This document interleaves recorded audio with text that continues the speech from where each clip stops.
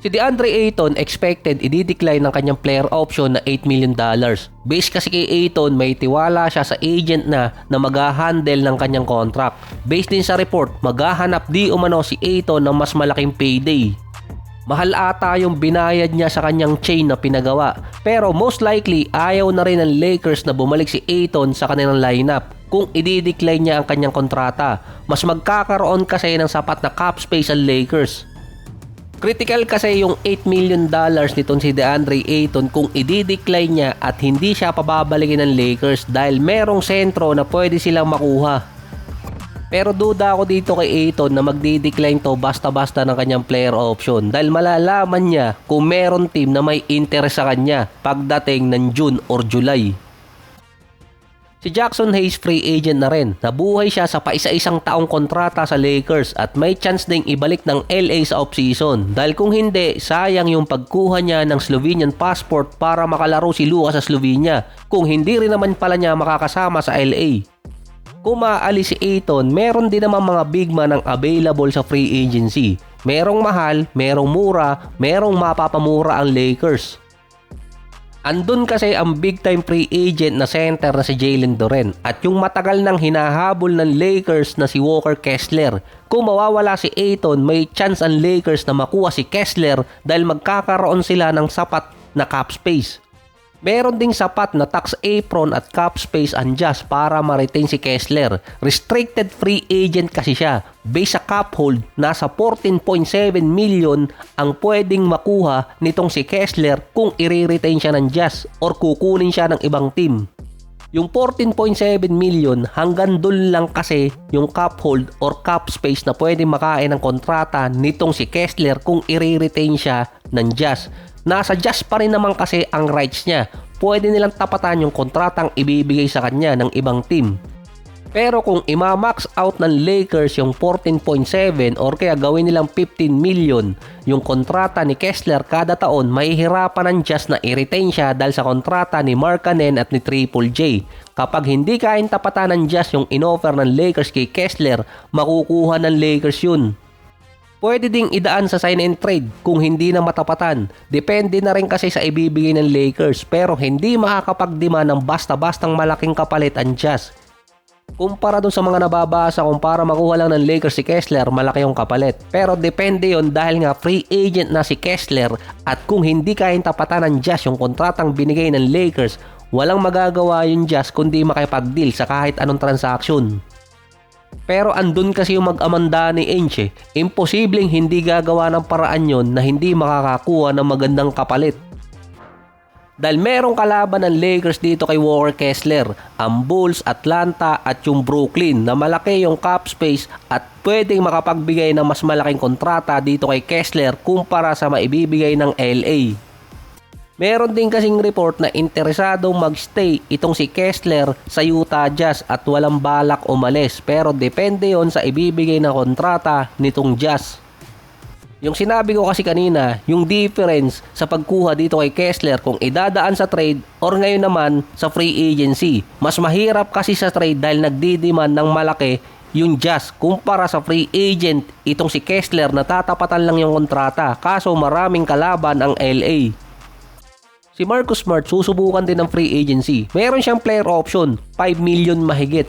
Pero iba yung sitwasyon niya kumpara kay Ayton dahil si Smart willing ang Lakers na i-retain siya para sa mas longer contract kasama si Luka. Si Marcus Smart meron 9 points, 2 rebounds, 3 assists, 1 steal, 39 and 33%. Mababang average kung ibibay sa Boston days niya. Pero yung defense ni Smart andun pa rin at naging big deal sa playoffs para sa LA. Dahil may report na si Smart expected na magiging free agent dahil sa kanyang player option, may isang team agad ang sumisilip na posibleng makuha siya mula Lakers, ang Denver Nuggets. Kailangan kasi nila ng another defensive player katulad ni Smart. Pinagtawanan lang sila ni McDaniel sa nakarang playoffs at sinabing walang defense kaya maaga sila nalaglag. Pero in terms ng contract, mas safe si Smart sa Lakers ngayon kumpara sa Denver dahil yung Nuggets kailangan pa nilang magbitaw ng mga player para lang makuha si Smart.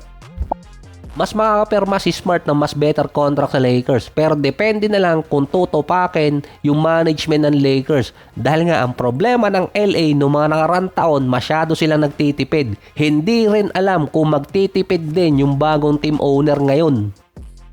Dahil yon sa sitwasyon ni Rui Hachimura. Si Smart walang problema na ma-retain, pero si Rui Hachimura questionable dahil dun papatak yun na kung magtitipid ang Lakers. Sa playoffs nag-a-average si Rui ng 17 points, 4 rebounds, 1 assist, 1 steal, 54 and 57% sa 3-point area. Si Hachimura ang leader sa playoffs pagdating sa 3-point percentage sa buong history. Nasa almost 52%. Siya ang may pinakamataas. Naging Steph Curry itong si Rui kapag playoffs.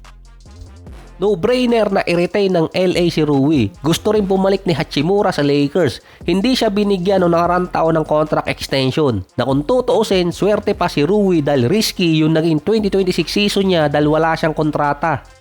Dahil kung hindi naging maganda ang nilaro ni Rui, malamang mahirapan siyang makakuha ng kontrata sa free agency. Ngayon, isang issue sa Lakers si Rui Hachimura. Mula kasi $18 million na kontrata, ang value di umano nitong si Rui sa free agency, $20 to $25 million per year.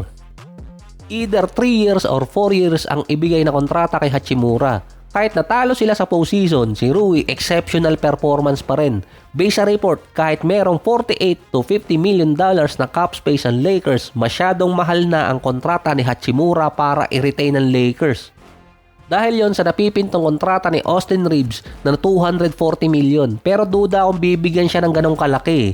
May rights din ng Lakers na lumagpas sa cap space para kay Hachimura. Malaki pa rin naman ang kanilang tax apron. Ang desisyon ni Rui nakadepende kay Reeves at dito kay LeBron kung babalik siya sa Lakers. Based din sa rule ng collective bargain agreement, nag-a-apply din to kay Walker Kessler. Magkaiba nga lang sila ng senaryo. Kapag mayroong team na nag-offer kay Hachimura ng 27.4 million pataas, mahihirapan ng Lakers na i-retain si Rui. Dahil yung 27.4 ang cap hold nitong si Rui. Ito lang yung cap space na pwedeng lumagpas ang Lakers sa kanilang salary cap. Katulad lang din ng sa Jazz na 14.7 million kay Kessler na hanggang doon lang ang pwede nilang i-offer na lumagpas itong si Kessler sa kanilang cap space. Pwede nilang ilagpas yun kaso maapektuhan na ang ibang player nila na pwedeng makuha na lalagpas na sa salary cap. Yung 27.4 million hanggang doon lang pwedeng ilagpas ng Lakers sa kanilang cap space or salary cap si Rui Hachimura. Dahil kung merong ibang team na mag-offer kay Rui ng $28 million na lagpas na sa kanyang cap hold, malamang maapektuhan ang salary cap ng Lakers at mahirapan ulit silang makakuha ng ibang player.